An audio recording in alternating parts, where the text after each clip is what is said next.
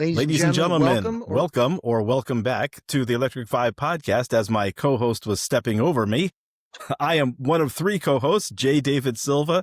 Those in the know can call me the Electric Man. Our third co-host, Hucky Austin, couldn't be with us tonight, but I'm going to turn it over to my other esteemed colleague, Mr. Run him over, Kurt Hoffman. Kurt, how are you? It has been a crazy work week leading up to Labor Day, but I'm just thrilled that I get 3 days of no work and just regrouping. But more importantly, kicking it off with our special guest today. Is? Oh, shall I? Shall I? You shall. May I? Yes, you have the honor. Ladies and gentlemen, we have with us a return of the one, the only Dr. Fink in the house. Matt Fink is with us today. Matt is just coming fresh off a gig at the Dakota with St. Paul and the Minneapolis Funk All-Stars. And without further ado, I mean, we're going to ask him all kinds of questions. Yes, we're going to ask about the Sign of the Times concert film. Don't sweat it, folks. We got this. Ladies and gentlemen, without further ado, Dr. Fink.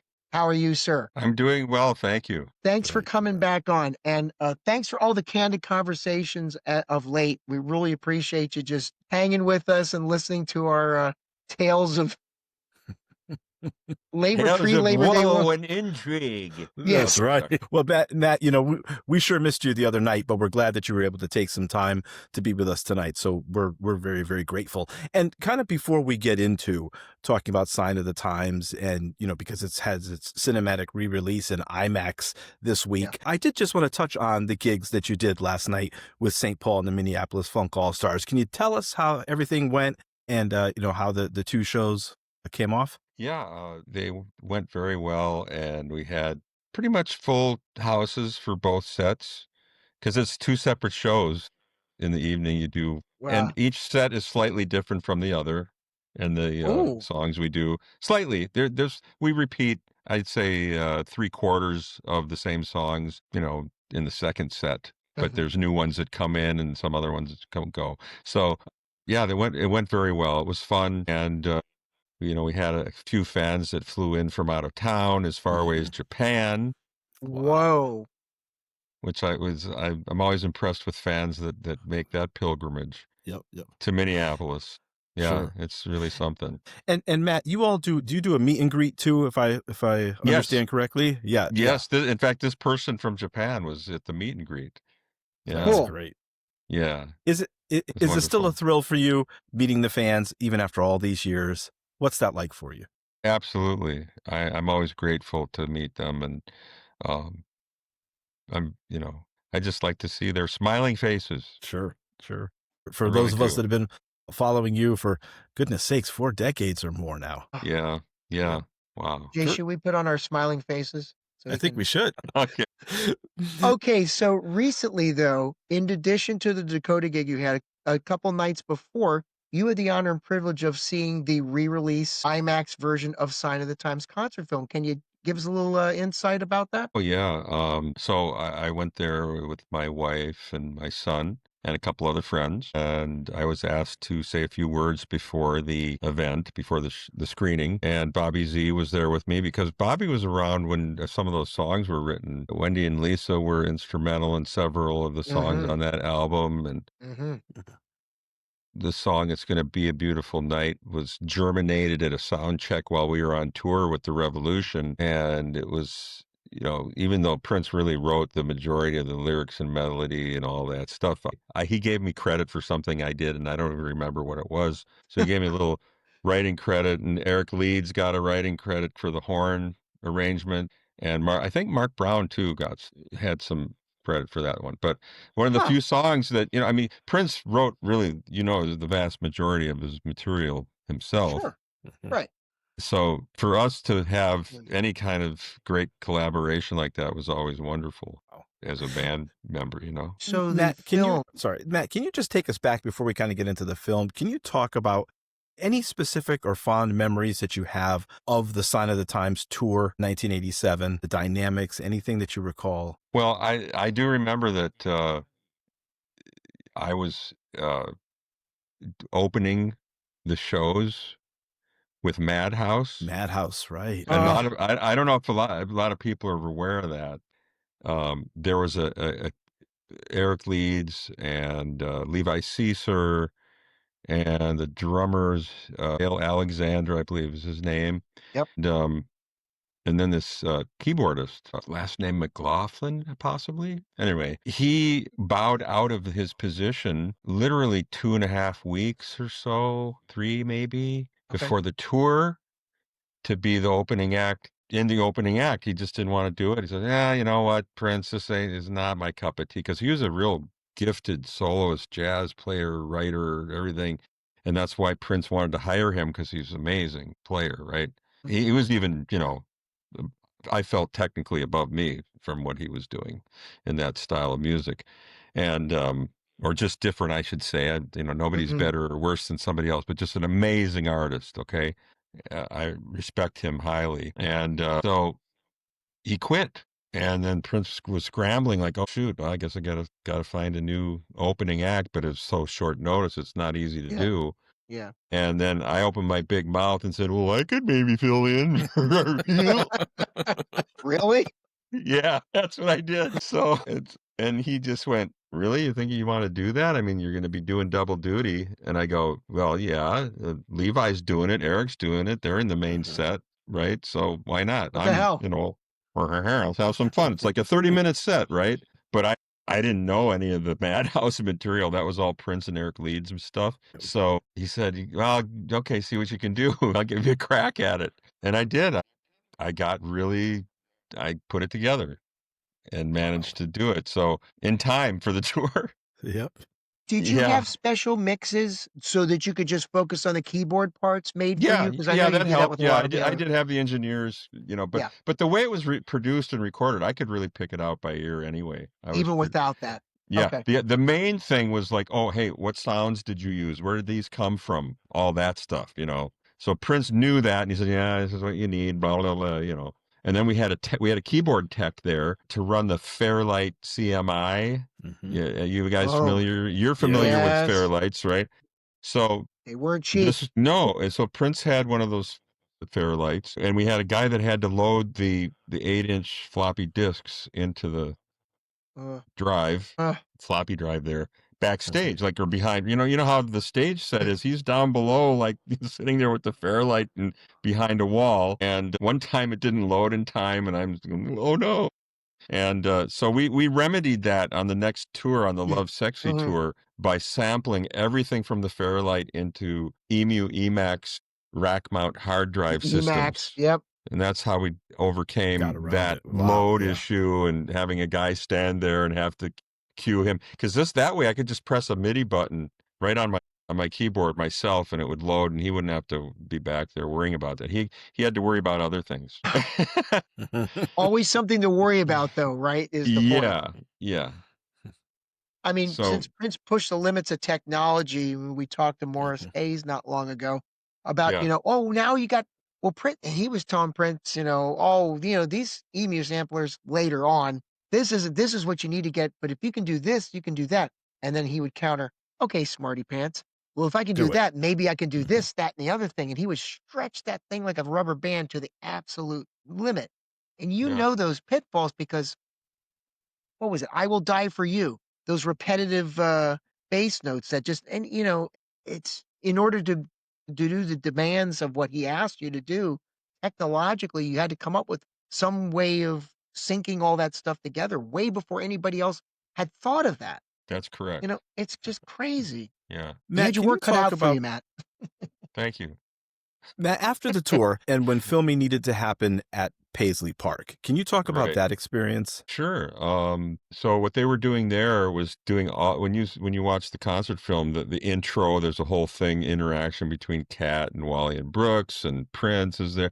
All that was done on set, but it was all close-ups, and that was at Paisley Park because you really couldn't do that on the road. It was too Mhm. hard. But we were at Paisley. I'm trying to think. I think it may have been a 9-day shoot, something like that, or Mm, mm, 8. I remember it not being that long, like a week, and they brought extras in for the audience. You'd see close-ups of audience people reacting. That was all at Paisley Park. And then you had those big, outdoor wide shot. stadium wide shots from Europe that were done too. And then of course you got the look videos put into the Sign of the Times Right, movie. right. Yeah. And it's funny because it gets a little grainy looking compared to the rest of the Yeah. film. Right. And of course Sheena Easton and Prince don't have any microphones in their hands on stage Yep. or standing in front of it. You know what I mean? So it's clearly a made for MTV moment.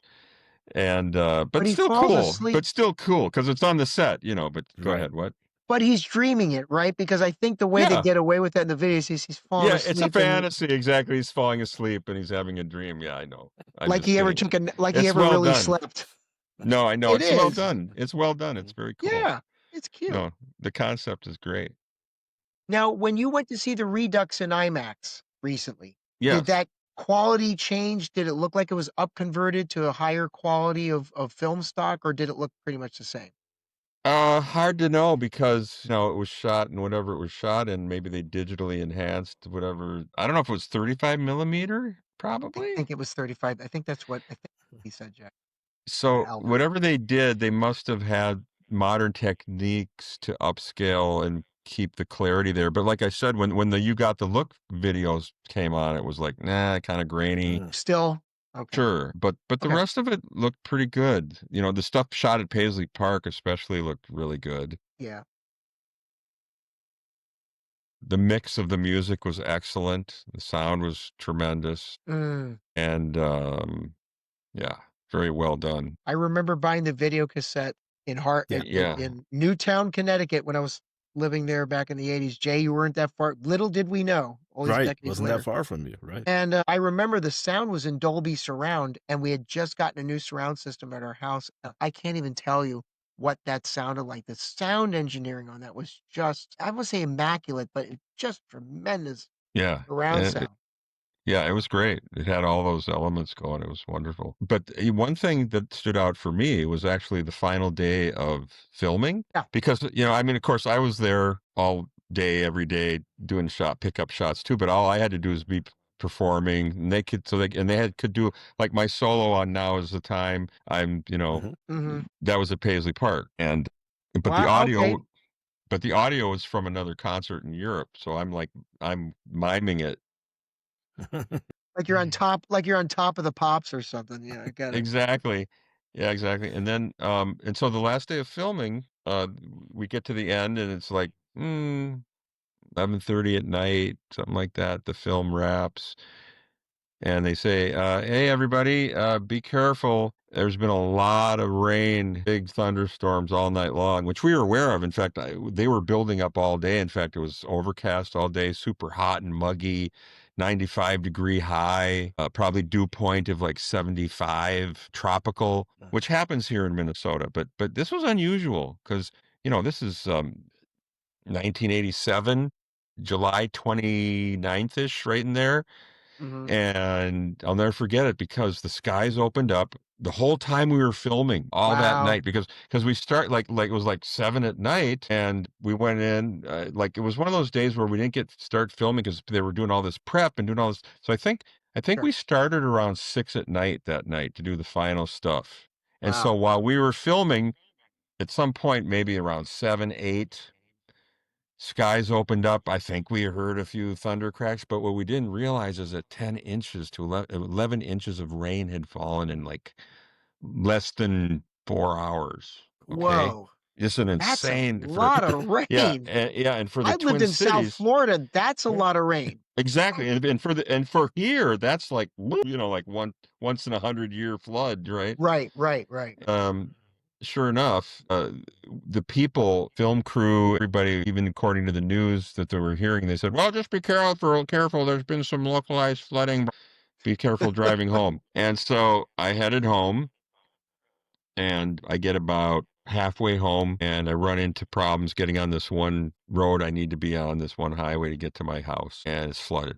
I can't get on the entrance ramp to it. I can't get through it. So I have to stop, turn around, and then go south. So I'm heading east. I have to go south on this other highway, and I have to go at least 3 miles, 4 out of my way. I think could have been 5 to go to another Wow. freeway, turn around there, do like a U-E at that point, and then come back north on the same one I just got off, and then try to get back east again on that same, but come a different way in because when I Jeez. when I was looking at it, I could see, well, that looks like I could get in there, but it was half underwater. So I came back and the lane was half underwater and I was way over on the shoulder of the entrance ramp, Oh, just barely staying out of that flood. And I got onto that highway and I made it home safely at that point. That's how I was able to get back to my road. Otherwise, I would have had to get on that one way to the south. And when I looked, it was terrible. It was flooded everywhere. Anyway, so I got home. By then, the rain had begun to subside because it's like midnight or so or okay. later, right? So, and I'm listening to the radio. "Oh, everybody stay off, blah, blah, blah. It's flooded here and flooded there, boo, boo, boo." And I get into my house, and there's my wife at the time, my first wife. Uh, there's a woman in the living room with her who I didn't recognize. And I said, "Hi, dear. Who's our friend?" And she goes, "Well, she's got stranded from the storm. Her car was inundated by water nearby, and she knocked on the door for help." And I said, "Oh, Jeez. wow. Okay, no problem." Well, her car stalled out in it, and somehow she made it to our house. Crazy, right? So Whoa. I offered to give her a ride home, which I did, and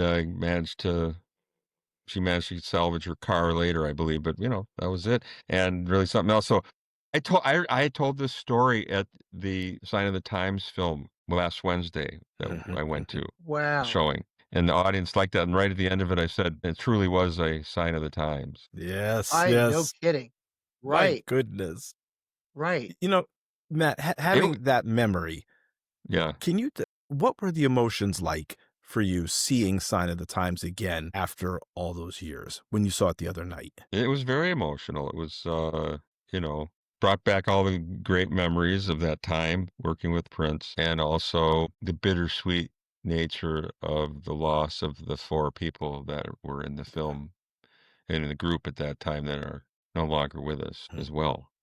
Yeah. So, yeah. So I had to, I got choked up several times during the film. Sure. Yeah. I mean, the emotional impact of watching those who are not with us. I mean, Bonnie Boyer, and on our last episode when Albert Magnoli showed up, and Hmm. we had Hmm. Haley Drinkall who represented Kat, and who am I missing, Jay? We're talking about Wally, Wally. of course, Wally. Yeah, And Wally. it just all the people that are there's many of you that are still with us, but yeah, I Yeah. mean, time marches on with or without us being here, but seeing that them on screen, I'm sure, all the memories that you had of these folks that aren't with us, that's a huge Well, impact. we were all very it's like a family when you're doing these things with Sure. everyone, and when you work with Prince, he was really good at making it feel like it was a family atmosphere too. I had Cuz asked, I'm sorry, Matt. I had no, asked go ahead, that's all. I asked Matt Bliston. I said, Matt, talk about the camaraderie in the band during the Sign of the Times tour and when you were He said filming. the same And thing. he said much the same thing. He Yeah. talked about the family, talked about the laughs and the jokes and some of the off color humor that I guess Bonnie was telling a bunch of Bonnie stories and could tell jokes some and things jokes. like that. And he really made it seem like what you just said, like that family atmosphere. And that's got to be special for you. Yeah, it's very special, and you do grow, close as human beings and become friends, and yeah, a lot of great memories. And Matt, I had the pleasure of working with Levi this year in April with Michael Bland's thing that we did here in Minneapolis Yeah, too, right. right, right. which was nice. I hadn't played with Levi in ages. Well, I did briefly 2017 or 18 in Frisco at an after party with Mark Brown. We did a jam with Levi and some people Oh, in the Bay Area, but that's the ooh, last time. But anyway, go ahead. You were about to say. Yeah, yeah. So, I mean, being a part of something this, the stage set was intricate, and obviously, you went from the Sign of the Times stage set and to Love Sexy the following year. But it's Yeah. like you had the Purple Rain, then you had the Hit and Run tour, you had the Sign of the Times tour. The stage set was elaborate. Can you talk about the cues that you had to follow and how you had to watch Prince when there was so much going on stage? That show, though, was very highly choreographed. So I knew the arrangements like the back of my hand, and Prince usually followed them. The days of him being more James Brownish with special cues or hand cues, or he used to drop it a handkerchief, and when it hit the ground, you had to hit a horn punch or something, or he'd hold up fingers for horn punches, or he'd have a word for a cue, like that would you'd go into a little thing or a turnaround, Yep. and Confusion. but your confusion, all that stuff. But for the Sign of the Times tour, that kind of went away. I don't know if you noticed that a little Yeah. bit. And the live version, the live show too, he didn't do as I can't recall him doing what he was doing on the Parade tour or even on Purple Rain tour. He was doing more of this improvisational, pre-planned cues, but they were rehearsed, but he could call them out Rehearsed. anytime. Sure. Like say, okay, we're gonna do this, but it'd be a special thing, a word Hmm. or a hand or this or that. So yeah, what he wasn't the Sign of the Times and Love Sexy were highly choreographed and Yeah. Oh, arranged so that it was like we're right on this and this is it. This is what unless you say this is a new arrangement and transition for this to this, but he wouldn't have a thing where he'd have say, I'm gonna call out this or say that or sure. have a hand motion. There was none of that at that point. Then it became very choreographed. Gotcha. I'll say Yeah. it again. Seeing the Love Sexy tour for the first, that would be the first time I would see you and that iteration of the band and see Prince live for the first time. Hmm. Looking back on it, and I've seen the Dortmund, Germany, and like you said, it's pretty much the same show. There's very little differences, nuances, of course, Yeah. but it felt very much to me like a Broadway production. And some of those techniques that Roy Bennett was able to somehow summon the best of the best in all the different respective departments to put that together, it really seemed like a Broadway production that you could do now. I mean, some of the hydraulic Oh, techniques they're using, that's a normal standard thing in today's Broadway productions. yeah, Again, absolutely. pushing the limits of technology. Not to mention the smaller version of a 1965 Ford Thunderbird that's on a track going around the stage, right? Yeah, for Erotic And then City. and then the ill-fated waterfall. Yeah. Yes. Yeah. Yes, Yep. You know that yes, story, right? yes. Yep. Okay. I mean, it's almost like when he wanted the plasma ball, which let's not forget, folks, that's a huge part of that plasma ball was The introduced by motif. our Yeah. guest today. You wanna recall that story for us? I believe you said New Orleans, you had, seen this? Yeah, I was in New Orleans and I had meandered into a private, not private, a public space that some artist had rented to show his wares, and it was completely full of all these plasma balls that could be big or smaller, and he was the inventor of those, which is kind of a Tesla-like looking kind of thing too. It gives that effect that it would, Yeah. electrical, and so I took a pamphlet from it and which had pictures on it, and I thought, wow, this is really cool. I got to show Prince this, and I did.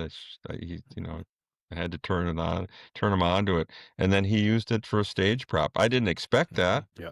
Yeah. but And But it it plays a became an prominent role in iconic the movie figure of too. the Yeah. movie as well as yeah, the album. yeah, And a lot of us exactly, that heard rumors and whispers about Crystal Ball, right? We yeah, thought that was the Mhm. crystal ball. I Right. know I did. yeah. Well, So, it could have represented the so-called Yeah. crystal ball, Uh, well, thank you for introducing that because that really it just stands out. It's a Right. standalone element in the visual aspect of the whole thing.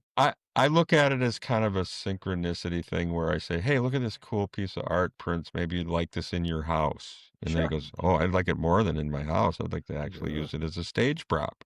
Right. Right. That's great.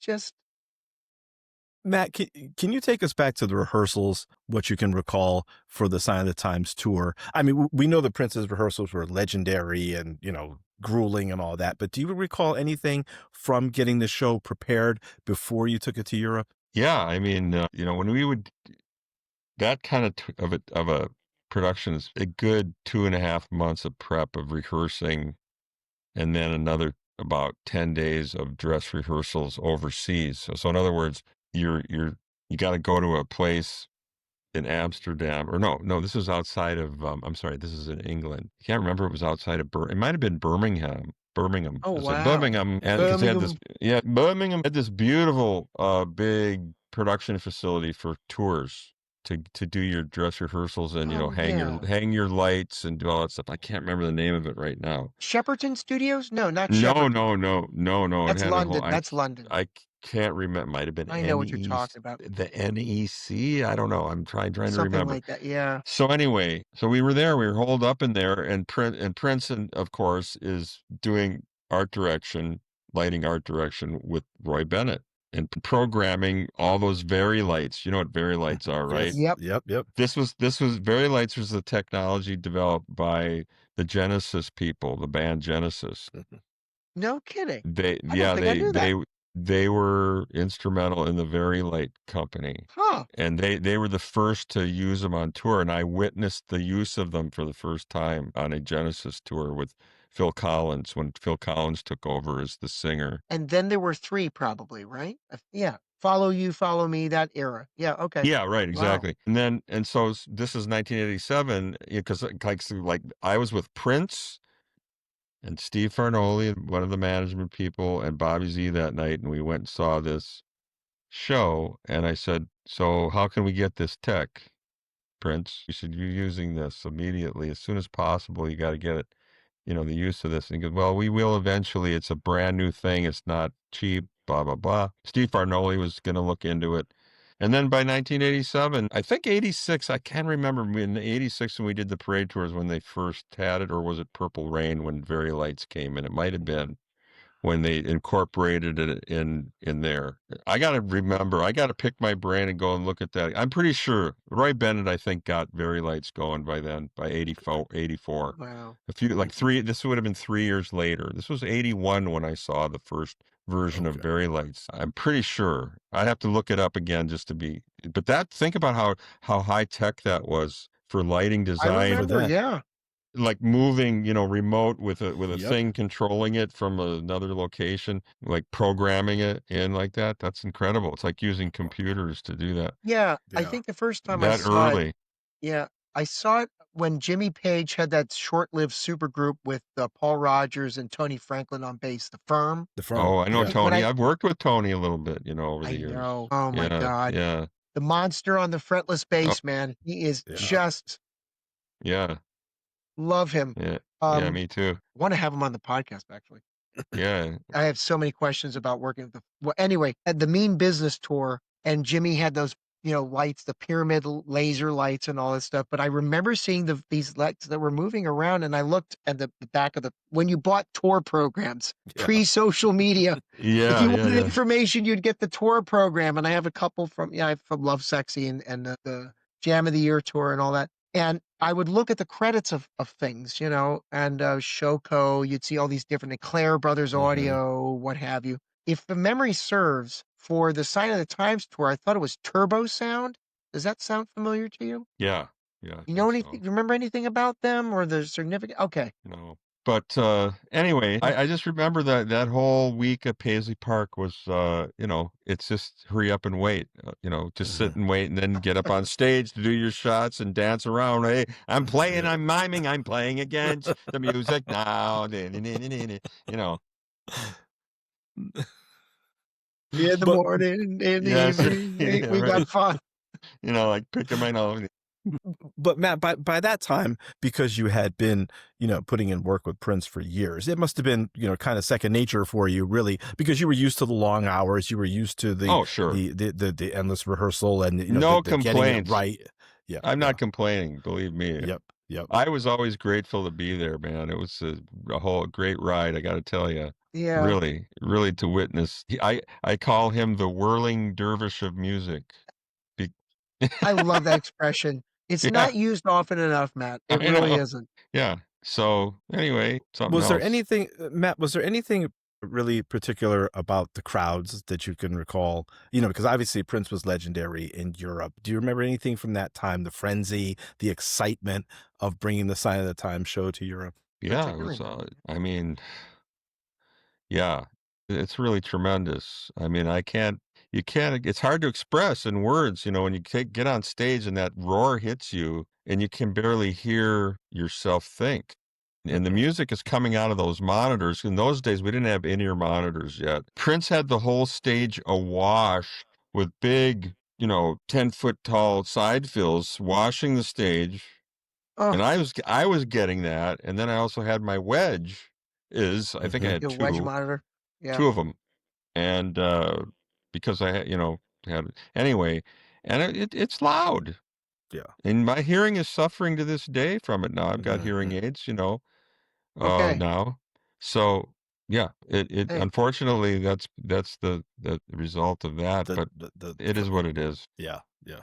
What does it mean for you, Matt, to still be doing this after all these years, to still have the passion, the drive, and to still be entertaining people after all these years? I mean, it's still got to be special for you. Absolutely, absolutely. I'm not complaining about the hearing loss. I mean, that's on me. I should have been wearing earplugs too, which I tried, but back in those days, the ones they developed were horrible. uncomfortable for me. Yeah. I Then they sounded lousy, so I just thought, I'll be okay. What the heck? But it's funny. I mean, even my father, who wasn't exposed to those kinds of levels, he had some hearing loss too. So maybe it's genetic. I don't know. It seems to be genetic because I should have had I feel I had an audiology test done about 5 years ago, and I pretty much have the same hearing now. I had a touch-up appointment, and, it seems to be genetic because I should have bad hearing. The way I listen to music and play in a Led Zeppelin covers band, I should have no hearing, especially with a guitarist. And you But never had earplugs or anything for nope, live gigs or I have anything? a You didn't? monitor. I have a monitor. I have a Mackie. Interesting. I have a Interesting. Mackie. Okay. Now, and Okay. that sucker's loud Okay. if I wanna crank it up. Yeah, Yeah, I met last another night, guy. Yeah. No, I know I another just guy like that. I know another guy like that who's it about my age, a little younger, 5 years, I think, he says, I don't have any hearing loss. The doctor told me I have some special, eardrums that don't deteriorate or something. It's wild. but your And frequency yeah, he plays blistering amounts of, just blistering shoot. levels. Anyway, go ahead.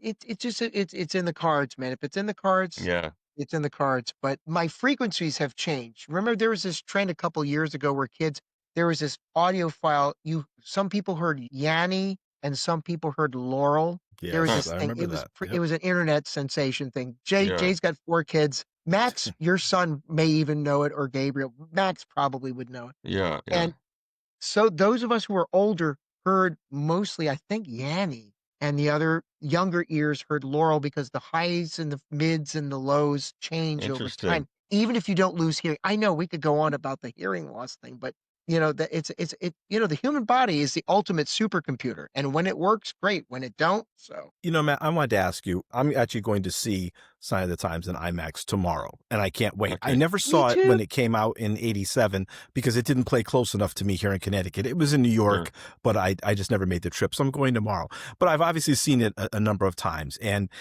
like most people, we all have like a favorite part, like in the movie or in the concert. For me, there's a scene where Prince is doing his guitar solo during I Could Never Take the Place of Your Man. And he's riffing, and you and him are trading licks. Mm. Okay. You on Yeah. the keyboard, him on the guitar, obviously.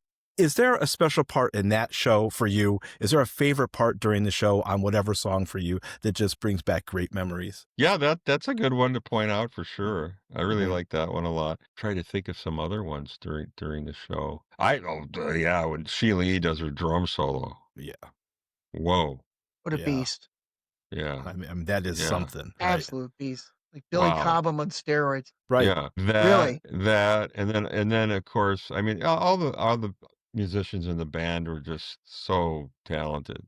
I get And goosebumps whenever I heard Bonnie Boyer during "Forever in My Life," where Forever in she My gets on Life. her yeah, Yes. gospel. great singer, great vibe, great piano. She's a great keyboard player too. Yeah, Great keyboard player. and you play Really good. tambourine on that one, don't you? If I remember it's the visuals I remember. It's On which song? Which song? "Forever in My Life." Weren't you Oh on yeah, well tambourine? yeah, yeah. We all come down and Yep. Yep. sing, but I'm the guy with the tambourine dancing That next was to great. Prince. Yeah, yeah, Well, and I haven't seen it in a couple years I mean, I have the blue whatever whoever company owned because 'cause it's been changing hands, it seems like every time I found a new iteration of it, but I think that the state now finally has it in its control. Am I yeah. correct on that? Okay. Yeah. And just the indelible memories of who's doing what. Right. The Right. visuals on that is just the colors that Roy Bennett was able to get on the set and the way it was translated onto screen just visually just pops to this day. Right. Yeah, Right. yeah, yeah, yeah. No, I love the neon. You know, it's Yeah. interesting. The company that did all those neon lights was done a local company here, and my son married this, and his wife, our younger son Gabe, married this. Her side, one side of her family is the one of the people that did the lights. Oh, it's Trying a to remember, small world. I think it's her aunt or somebody. Oh wow. And then and from what I understand, and don't tell anybody, they have a lot of the lights, I think, still got back. They got them back because it Really? kind of Wow. they I don't know how they got some. They just said, "Hey, they're not doing anything. We'll buy them back," or whatever they did. So they have them. Some of How those great neon. is that? Wow. Wow. Now that's an exhibition waiting to happen right Right. Yeah, there. I Come Right. hope. on. Yeah. So I don't know. I would love to see that live. Like when we go to Paisley Park, Jay, and you'll attest to this. When you go to the lounge that they have there, there's the front of the car that's in Yeah. the cover of the Sign of the Times tour, and Hmm. Shealy's drum kits in one end of the house. That's a very significant part of the Paisley Park experience when you tour it. Yeah. There are Oh elements yeah. from that show. Of all the productions of tours that you did, what was the most visually compelling one to you? Probably Love Sexy, I Yeah, thought. But, I mean, I'd say it's a tie almost between that Sign of the Times and Love Sexy. sure. Roy Bennett is, obviously Genius. the amazing genius, and Yes. I saw Paul McCartney here at Which he the yeah, stadium, the Target Field, yeah, and I w and he did Paul McCartney, as you know, right. Yes. and OMG, as they say. I Oh, was Hmm. yeah. like just like beyond anything Yeah. would have imagined it. It was blow away. It was amazing. The visuals. Did you see that show ever live? Either It one of was you the Got guys? Back tour. No. I didn't No. see it, but I know about the No. Got Back tour. Yeah, Yeah. I've seen clips of it online. Massive, massive screens that were definitely able to accommodate that large of a stadium, big baseball Yeah. stadium, and unbelievable computer created generated graphics. And now here we are. We're in the age of AI, I know. Hmm. Yep. And and you've waxed poetic about this with us before. yeah, and now Well, I can't imagine what Roy Bennett's gonna do with that, or people like him. People like him, obviously, there's quite a few, other great designers out there that do, and so, yeah, I'm looking forward to seeing all that stuff. It's Hmm. amazing. And of course, people are already sending me stuff, movies yeah. and Yeah. clips and stuff. It's not quite there for me yet, Yeah. but No. it is scary. And then, of course, the music being generated, that's a little Oh. spooky. Right. That's Right. spooky. Somebody yeah, somebody today, Matt, just before we got on here, I was eating some dinner and after work and Mhm. whatever. Somebody had posted a Freddie Mercury if he were older video and like a song generated with lyrics about the sentiments of getting older and stuff like that as though he were still here. And I was like, okay, this is like the Ouija board for me. Step away. It's Right. a little too Well, and it's creepy. they're Yeah. doing it with Elvis now and things like that. And it's Oh, like you can't go on social media now without seeing some iteration of some entertainer who's passed and they've generated them to yeah. be older and they're still singing.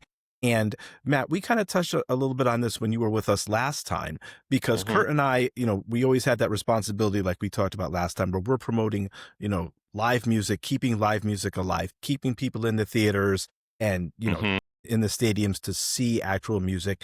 And Right. so, I have a respect obviously for, you were out there with the Funk All Stars yesterday, playing the music, taking it to the fans. What, Elisa Fiorillo and Philip Fortenberry did with their Classics with Class show, just being out there and showing your craft without all of the trappings of technology and AI and things like that. And that I think has got to be a constant battle nowadays of, the real live music versus the AI generated stuff. Yeah, but at the same time, there still will be nothing like going to a live show with real people and that interaction. I don't think AI will ever take the place of that. Right. No way. But there are people I know who've already expressed an interest in saying, "Hey, make this sound like that and do this with this lyric." Okay, I wrote this lyric, or here's the premise of the song, blah blah blah. I've even seen it demonstrated online already. Guys like Yeah, great players doing this, and then it kind of spits the song out with the artist and everything, Hmm. and then they go, "Wow!" And but one guy played me a song. He said, uh, "I'm gonna change this a little bit, but I'm gonna redo it, but make use a lot of it." And sure. recreate it in the studio because the audio at that point, but we're talking about just only like a year and a half ago yeah, I can't remember, something like that. Yeah, it was Hmm. last, not this summer, but the year ago summer, played that for me.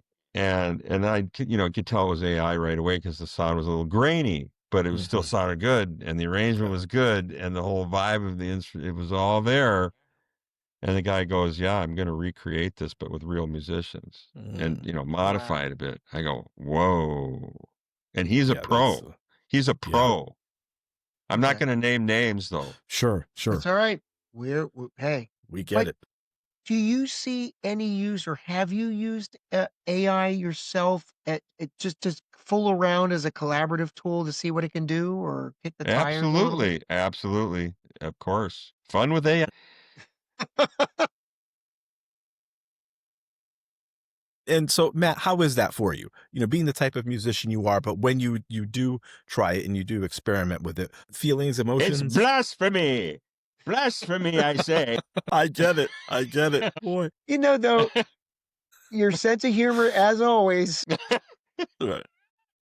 saves the day. Okay.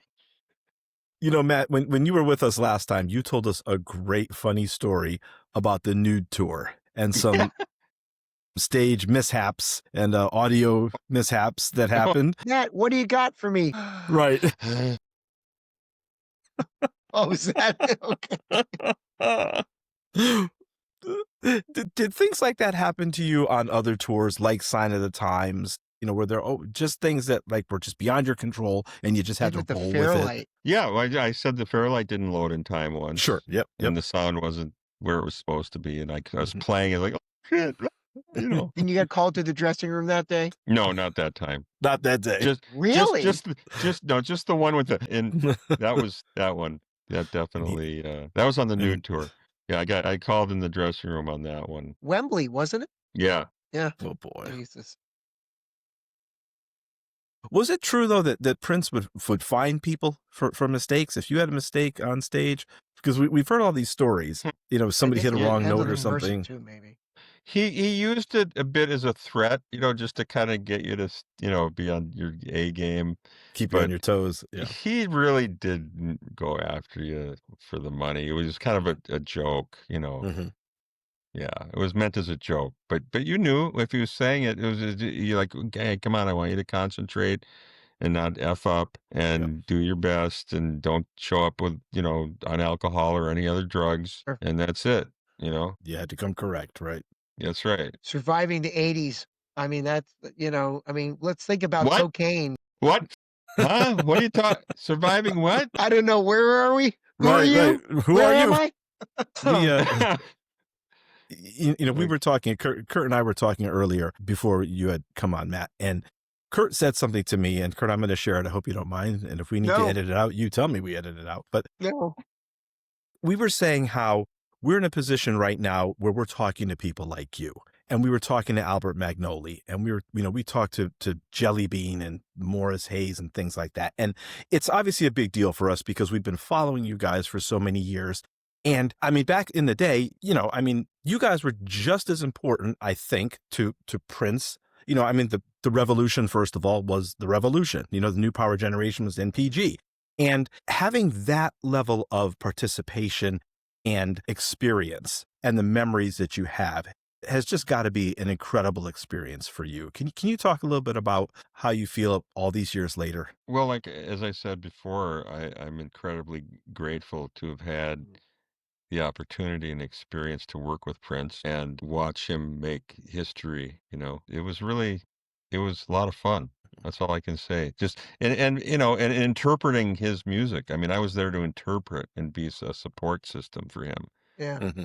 and that's what I was there for. And I wanted to be there for that because I looked up to him and respected his artwork, and being able to collaborate with him was, everything. So it was fun. It was fun to Mhm. to do it. Learned a lot. You go to school with Prince, Mhm. and so he made all of us really, anybody, he touched all of us. His influence touched his work ethic in particular.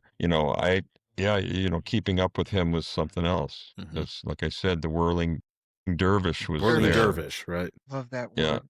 I didn't Maybe have I somebody to didn't have use it. look, I never had the discipline to do that and be a multi-instrumentalist. I just didn't It didn't appeal to me, Mhm. you know. I love playing drums. I'm a pretty decent drummer, but Oh, I wasn't I didn't I I okay. didn't wasn't know I that. wasn't r I'm a good drum programmer, as they say, but I, and I never was I tried guitar for a while. It's not like I can't play or, I know chords and stuff, but I it just never I grew up on the piano and I fell in love with that, so I and synthesizers and stuff and organs. But, yeah, the guitar didn't appeal to me, but I love great guitar players. I respect them immensely because I know what it Mhm. takes to be a very nimble guitarist. Sure. So, Sure. yeah. There's some excellent ones out there. Oh, yeah. I mean, living, of course, Eddie Van Halen, we could talk about Yeah. Alan Holdsworth, we could talk about all these different things. In today's world, I tell people Nuno Bettencourt, Steve Yes. Lukather. Steve Lukather Right. is criminally, criminally underrated. I mean, he's only Underrated. on the Yeah. Oh, biggest album of all time, Thriller. Right. Right. no, well, but, Toto. not only that, but just I met him for the first time, last year, Really? which was a real treat. Yeah. Oh, how cool. I went and saw Toto perform.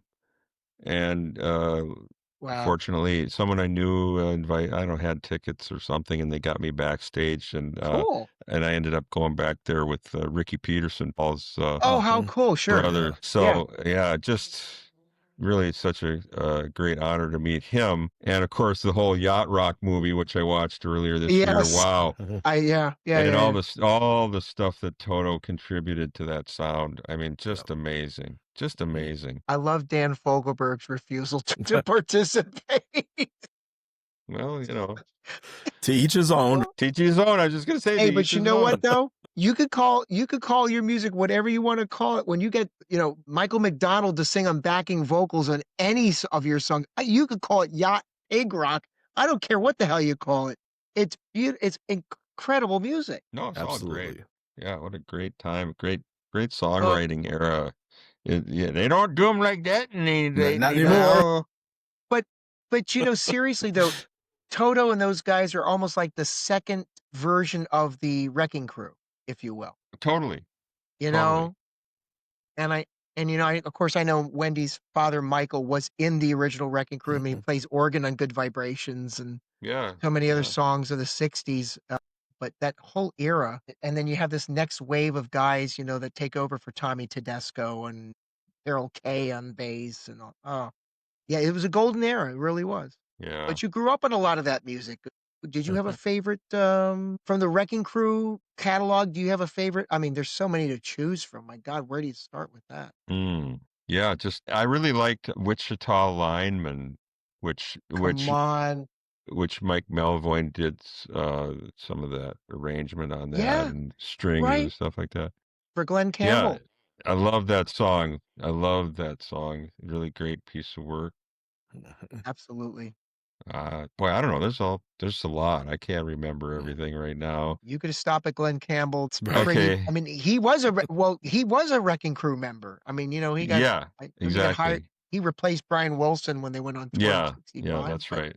Yeah. um, Glenn Campbell. Matt, for just before we wrap up, I just want to say that it's incredibly special to see a lot of the reviews that are coming out now, a lot of the stories that people are telling, particularly on social media, that they're going to see Sign of the Times in IMAX. Some groups are having parties. People are talking about how it's so well done in IMAX, and it's just bringing people back to an era Wow. and a time, I think, that's really showcasing Prince and the band's genius. And I'm so glad and grateful that we're talking about it and that it is an event. And, just having you here with us just to kind of talk about it and share your thoughts on it, that makes Kurt and I extremely, extremely grateful. As a participant, I mean, my 17-year-old self is going, "Holy shit. We're talking to somebody who was there in real time. It is, and to echo Jay's sentiments, thanks so much for sharing these stories and memories with us. I know it's bittersweet in many, many ways for you, Yeah. but it's just so special that it's out in this kind of format. It deserves that kind of attention because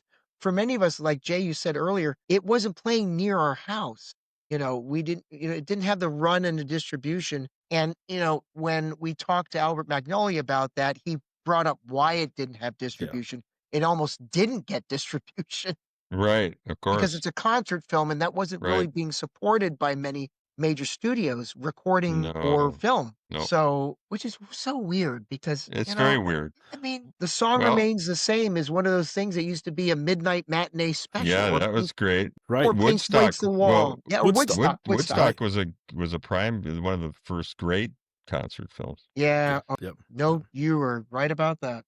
Yeah. I saw that when I was like, I think I was like 13, maybe 12, Mhm. 13 Yeah, when that came out. I went and saw it Wow. right when it came And, out. we and, know and, Prince and saw it. right. And now thankfully Sign of the Times getting its due. And Yes, like I sir. said, it's just a really, really special time. So Kurt, So, once again, Matt, thank you for your time. Before we let you go, what are some upcoming gigs or projects or things that you have coming up in the pipeline? Well, okay. I know. Where's you got some St. Okay, Paul so Mini yeah, besides the St. Paul and the Minneapolis Funk All-Star gigs, if you're all interested in seeing where we're performing, just go on the website, St. Paul, the Minneapolis Funk All-Stars. But I'll tell you, next weekend we will be at the old Sugar Mill uh, Festival. I Oh, don't know if right, it's right, right. no, the old Sugar Mill Winery, or it's Bump City Winery. That you were I don't telling me have it in about that. front of me, but that is Roger Smith's mm, from Tower of Power, the Tower Power. keyboardist. Yeah. Yes, and that's just south of Sacramento. And Mm. then there's another venue east of Sacramento where we'll be the following evening, and the name escapes me. I apologize, but you can find it on the website. Great. And then from there, I'll be doing a few more shows with Paul, also here in town. I Cool. don't remember them all now. There's several coming up all the way into January, and then Michael Bland has asked me to perform with him and some of the MPG members, and that's being titled Revelation. Right. Revelation. Revelation, Great. and And you and sorry for the you play on words for the other thing. yes, yes, Right. yes, Right. I know. But Tommy Okay, Barbarella is also involved in that, and this is you a guys are first yeah, sharing the stage for the first time. Yeah, that's Wow. so How awesome. cool is which is that? really Really, it cool. is. Yeah. It's really fun. And yeah, we had a great time doing it last April for the first time. And then we got a Right. few shows coming up. Well, House of Blues November 1st, and then the Varsity Theater here in Minneapolis on December 6th. And Very now there good. might be another thing in Iowa, like Des Moines, Iowa, also in mid-November, but that hasn't solidified. So Yeah. I don't know where that's going to be yet. I know we've talked to Michael. I talk to Michael on a semi-weekly basis, and I Mhm. know he's trying to get some of this Live Nation pull to try to get you Yeah, guys to come to do Yeah. some East Coast states. And believe me, sure. we'll plug whatever you want us to plug. But man, Right. you come in our neck of the woods, we'll be there, and Absolutely. We'll we'll be be there. plugging the hell out Great. of it. And then Absolutely. the revolution is still, there's possibilities there. I still think. I just don't know when. And then also think I just have been working with a new artist and playing on his project, and he's also the head of a new tech company that's going to be dedicated to helping artists and creatives manage their careers Right. with a platform, which is AI assisted. Any collaborations with Max, your son, Maximili? Let's not forget. Yep. Music Yeah, runs in the family. between he and I. Yes. Mhm. Yeah. There's some of that in the works too. Yeah, Awesome. absolutely. Great. Look forward to that. He shared with us when we interviewed him, and thanks for hooking that up Yes. with Oh, him. He's got his finger in the pulse of what the kids are listening to today, obviously, being, in that age bracket. And totally. really great to see that the The torch is being lineage. passed, but Yes. for this generation. Right. What does that mean to you? I mean, I know we're supposed to sign off here, but I mean, come on. It wasn't intentional. It just sort of morphed into something. Yeah, believe me, I never browbeated him and said, "You must carry on, son. The legacy must continue. If you don't make it happen, you You will shall not burn in pass. ash. You will not pass. Must." Yeah, but there you go. So Boy. perfect. I was going there. So Matt's yeah, Fink, there's Matt Fink what as Gandalf. You're going to have a Yeah. special performance of Gandalf. right. So there's no pressure for that, right? Okay, okay. So yeah, That's but great. And when Max had come on with us, he was just such a gentleman with us, gave us a bunch of his time. And obviously he was yeah. just a dynamic but humble young man. Thanks. Yeah, thank you very much. He's I'm excited for him. He just released his first single off his new project, new album. Yeah, so And if you oh, you did you listen to it? yeah. Yes. Oh, okay. So, It is, you have to wear headphones when you listen to what he puts on because there's all these different subtleties. Is that right? It's not designed for just background, like so oh, many, like I like to call bedroom artists. yeah. You know, he's obviously learned a thing or two. Yeah. He You didn't think? get it from me, I'll tell you that. We're not blaming you for that one. So anyway, so how about I dot Mac wait, I dot am dot Max. That's his Oh, moniker I am Max on now. Yeah, that's I dot M dot Max. If you want to look it Mhm. up, I think on Spotify or Apple Music. I think that's how you do it. I don't know if he's doing Max Millie or if this is a new thing. I think this might be the new iteration of himself that he's putting out there. Got it. I think I got it. Okay. I think Yeah. I'm looking at my internet rectangle right now. Am I right? Was that the correct address to Emmy hear the Awards single? traveling this no brought up some IMAX I Emmy Awards dot. traveling the spectrum. This is a documentary on autism. They pulled up something different. Hey, That's happy to okay. That support. makes total sense because we're all autistic. Okay. Oh my God, I'm musicians. not making fun. We are. Mhm, mhm. Oh, I forgot the hold on. Got to put That's right. I forgot the A is what I forgot. yeah, AM. Hey, book by Astrid Holm. Still not working, huh? We'll look it up and we're going to include a link Yeah. below. So just the title of the song is called Restart. Restart. There you go. That'll get you there. Restart. I think I obviously need to do just that. We all Yes, you need to need to restart. we need to Okay. restart, right? I need Yes. to Okay. reboot or something, something, Okay. reanimate. All right, Kurt, take us home. Once again, Matt, thanks for coming on. Folks, if you like what you heard today or saw today, please consider sharing this with your friends that you think might be interested in it. Hit the like button so we can get more amazing interviews with such great artists like the one we have today. And most importantly, in this age that we live in, and Huggy's not here to give his usual speech. He talks about the fact that we live in chaotic times. And to that I say, rising tide lifts all boats. Matt, we want to thank you very much. Thank you for sharing your thoughts in this special time of the re-release of Sign of the Times and everything else that you have going on. You're a wonderful friend to the Electric Vibe podcast. We certainly appreciate you. I know that we're going to be seeing you again. You are welcome here at any time, believe me. So we hope that you'll definitely come back and see us again. I will. Thanks. Thanks And for like I having me. like to, it's our pleasure. And everyone, like I like to say at the end of every show, when the universe comes knocking, you must answer that door. Good night. Peace.